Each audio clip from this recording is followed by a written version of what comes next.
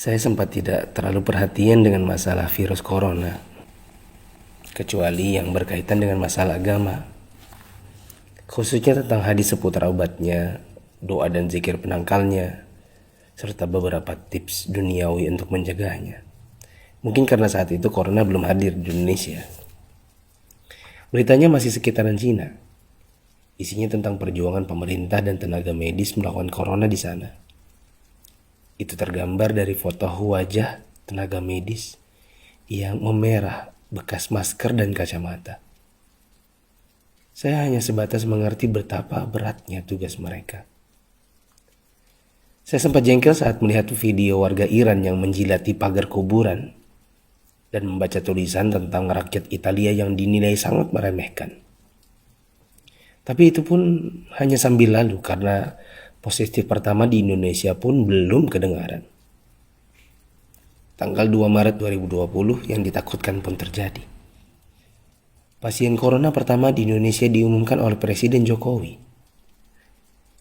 Inilah takdir Allah yang harus sabar dihadapi. Pandemi corona telah memasuki negeri ini. Jumlah pasiennya bertambah hari demi hari. Gambar-gambar mirip dengan yang di Cina bermunculan di grup sana sini. Ada bekas alat pelindung diri tergurat di pipi. Tenaga medis bicara dengan kertasnya. Kami kerja untuk kalian, mohon kalian tetap di rumah untuk kami. Ada juga yang bunyinya, haus, ingin minum, tapi gak berani. Seorang dokter yang sudah sepuh dalam balutan baju perang seolah berkata, jikapun ajal datang, tidak mengapa. Karena raga yang sudah tua ini memang harus ikut berjuang, tidak hanya bisa berdiam diri.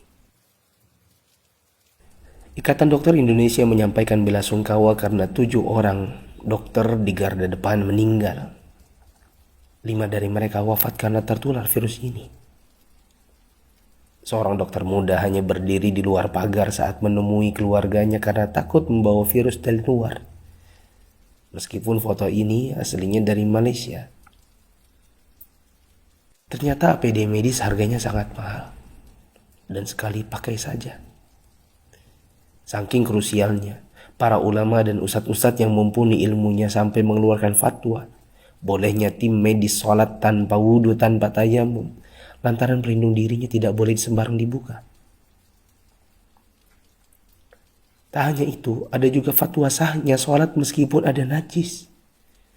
Karena baju medis ini bukan baju biasa.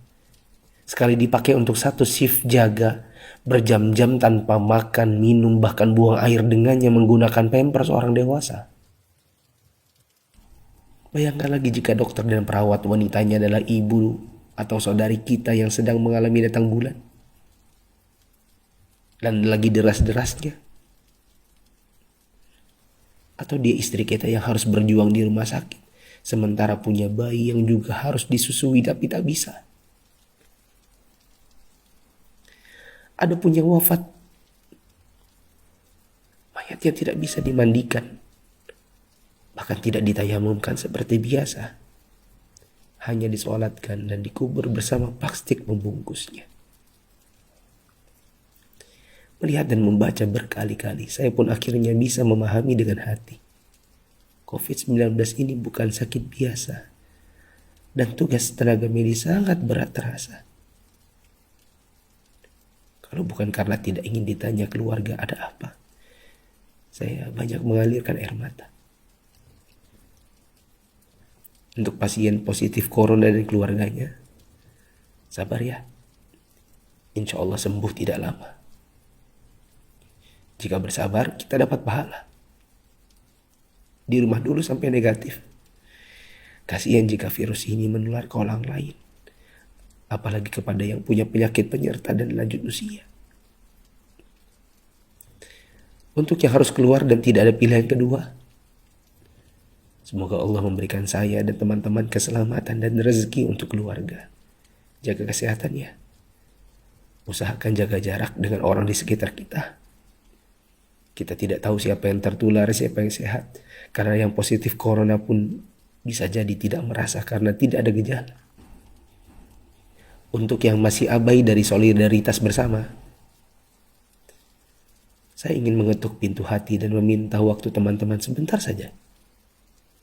Yuk kita berpikir bersama. Jika teman-teman menggunakan media sosial atau punya kotak kaca media massa, teman-teman pasti sudah mendengar berbagai penjelasan wabah yang melanda. Pemerintah, dokter, para pakar sudah bicara. Dari wawancara hingga rekaman video HP sederhana.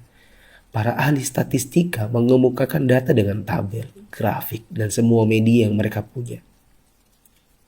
Teman-teman pun tinggal ketik halo di WA COVID-19 dan bertanya dengan input 1 huruf saja. Jika data itu jelimet untuk dibaca, mungkin teman-teman bisa nonton versi kartunnya.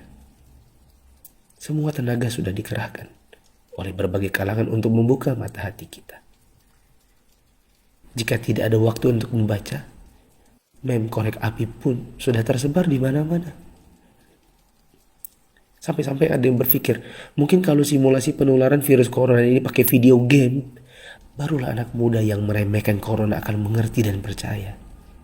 Mereka pun membuatkan potongan video gamenya.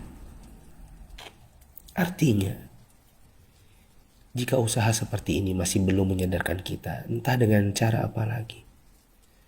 Apakah tongkrongan kita butuh ditembaki dengan gas air mata baru kita mau meninggalkannya?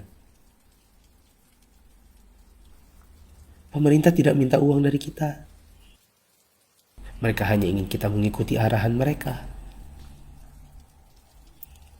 Untuk yang menipu dan menipu, semoga Allah memberikan teman-teman hidayah dan memaafkan dosa-dosa kita semua.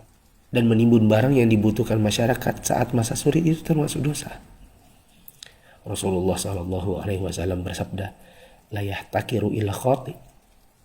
Tidaklah menimbun barang kecuali orang yang berdosa. Terlebih lagi bila menipu dan berdusta. Kami hampir tertipu dengan penawaran masker murah yang tadinya kami akan bagikan gratis kepada orang-orang yang membutuhkannya. Di mana hati kita? Apa kita bisa tertawa saat orang lain menderita? Teman, turunkanlah harganya ke harga normal jika engkau tidak bersedia menggratiskannya, seperti pahlawan jalanan yang membagikannya. Untuk yang kaya yang sesungguhnya itu adalah jika harta itu bermanfaat bagi orang di sekitar kita, bukan hanya untuk pribadi semata. Yakinlah, kekayaan, saldo ATM, rumah miliaran, outfit jutaan, mobil mewah, memang membuat kita besar di mata manusia, tapi tidak ada artinya di sisi Allah yang Maha Kaya jika tidak menghasilkan amal dan pahala. Saya mau sumbang jam tangan dan beberapa barang lainnya yang mungkin tidak seberapa jika dibandingkan dengan teman-teman menyumbangkan harta nantinya. Terserah untuk pos dana apa, mungkin masker, mungkin APD tim medis, hand sanitizer, sabun cuci tangan, dan sebagainya. Kita harus cintai harta kita ini dan bawa dia ke akhirat. Jangan sisakan untuk dunia. Untuk Bapak Presiden, BNPB, para gubernur, wali kota, dokter, perawat, ustadz, influencers, dan fundraisers, thanks for all you've done. Terima kasih. Jazakumullahu khairan. Semoga Allah balas teman-teman dengan tambahan iman, hidayah, dan pahala, hingga kita semua bisa dikumpulkan Sang Pencipta di dalam surganya. Jika menurut teman-teman ada orang di luar sana yang belum tergerak hatinya untuk punya empati kemanusiaan dalam wabah corona ini, coba kirim ke mereka. Siapa tahu setelah ini mereka bangkit mengerjakan amal kebajikan dan kita ikut dapat pahalanya.